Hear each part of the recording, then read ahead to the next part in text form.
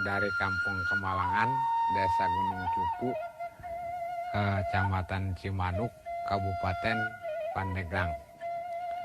Saya jadi seorang buruh tani atau petani penggarap sekitar 20 tahunan, Pak.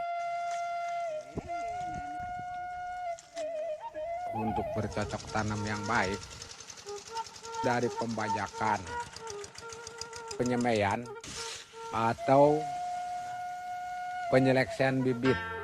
Bibit itu memang harus diseleksi, baik itu bibit yang berlabel atau bibit lokal, itu harus diseleksi secara mudah aja, Pak.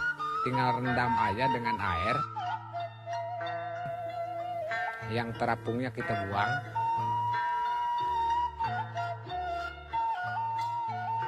Ambil yang merendamnya aja, yang kita semai.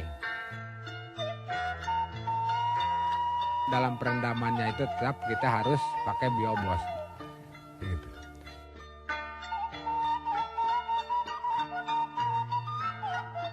Satu tutup biobos untuk 5 kg bibit. Gitu ya. Setelah kita campurkan, rendam selama 24 jam. Jadi kalau istilah manusia dipakai biobos itu diimunisasi, Pak. Jadi udah ada kekebalan. Setelah direndam, pertumbuhan padinya itu pasti merata kalau pakai biobos. Lahan untuk penyemaiannya itu harus disiapkan, udah siap. Lahannya juga harus disemprot dengan biobos juga.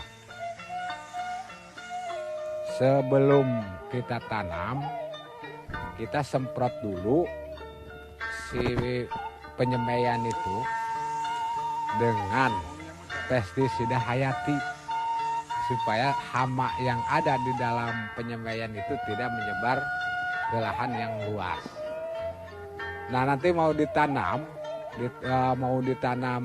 ke lahan yang sudah disiapkan oleh kita, lahannya itu harus disemprot lagi dengan biobos sebelum tanam. Minimal 3 hari sebelum tanam kita semprot dulu lahannya, baru dapat 3 hari kita tanami. Tapi jangan lebih dari 3 batang padi. Karena kalau lebih dari 3 batang padi itu hasilnya enggak memuaskan, Pak. Hasilnya kurang. Karena kalau pakai biobos itu anakannya banyak. Begitu kita mulai bercocok tanam atau mulai tanam itu sistem logowo. Karena apa? Logowo itu untuk memudahkan baik itu pemupukan atau penyemprotan, pemeliharaan yang lainnya. Itu kalau sistem logowo itu mudah gitu. 3 hari setelah bercocok tanam, kita menggunakan pestisida hayati lagi. Itu setelah 3 hari bercocok tanam. Karena apa? Kita itu untuk mencegah hama yang ada di sekitar kita. Kemudian setelah penyiangan atau perawatan 15-20 hari atau lebih dikit nggak masalah. Udah penyiangan, kita semprot lagi dengan biobos. Semprot lagi, usahakan ke tanah lagi. Karena memang apa? Biobos itu sifatnya diantaranya bisa merubah sifat tanah dan mengembalikan unsur-unsur hara yang ada di dalam tanah. Bahkan lambat laun bisa menghancurkan sisa-sisa pupuk kimia itu sendiri. Yang musim kemarin saya menggunakan pupuk kimia itu hanya 25%. Tapi hasilnya tetap masih unggul, Pak. Kemudian ketiga kali pemupukan dengan biobos itu sekitar umur 45-50 hari.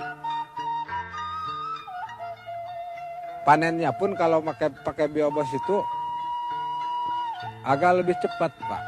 Biasanya kalau jenis IR atau Inpari 10 itu 3 bulan, berarti 90 hari. Tapi kalau pakai biobos itu 83 hari harus udah panen, Pak. Jadi lebih cepat, minimal 1 minggu. Juga hasilnya itu akan lebih. Yang saya alami nggak pernah 20%, Pak, bisa lebih. Makanya dengan biobos itu saya yakin, karena saya memang udah mengalami memakai biobos terus selama 4 musim ke 5 sekarang. Memang pertumbuhannya juga beda dengan pertumbuhan yang tanpa biobos. Juga hasilnya, Pak, hasil dari biobos, hasil dengan pupuk biobos itu biasanya kalau daerah Pandeglang itu rata-rata di wilayah Cimanuk itu, kalau bahasa pabrik itu yang ditanyakan rendemennya berapa. Istilah rendemen itu keluar berasnya berapa dari per kintal. 1 kintal gabah basah, bukan gabah kering, Pak. Keluar berasnya itu 68%. Jadi 60 kilogram. Itu gabah basah, bukan gabah kering. Kalau gabah kering itu nyampe 80% kalau pakai biobos. Untuk kesimpulannya kalau pakai pupuk biobos dengan 50% pupuk kimia, harganya itu lebih murah, tapi hasilnya lebih meningkat. Kalau hasil garapan saya itu, terus terang saya karena menggunakan hanya setengahnya, hanya nyampe 11,6 garapan saya pribadi. Tapi ada yang berani, binaan saya itu nggak tanggung-tanggung, karena dengar biobos itu bagus, per hektar itu nyampe 14,2 ton. Untuk secara ekonomisnya, Pak, ya. Kalau pakai biobos dengan pupuk kimia setengahnya 50%, itu dengan biobos 6 liter, pupuk kimia 50%, jumlahnya hanya 1.570.000. Jadi itu juga sudah mengurangi biaya pupuk yang harus dibeli oleh kita. Tapi hasilnya kalau pakai pupuk kimia itu misalnya per hektar itu hanya 6 ton, 6 kali 4 itu hanya 24 juta per hektar.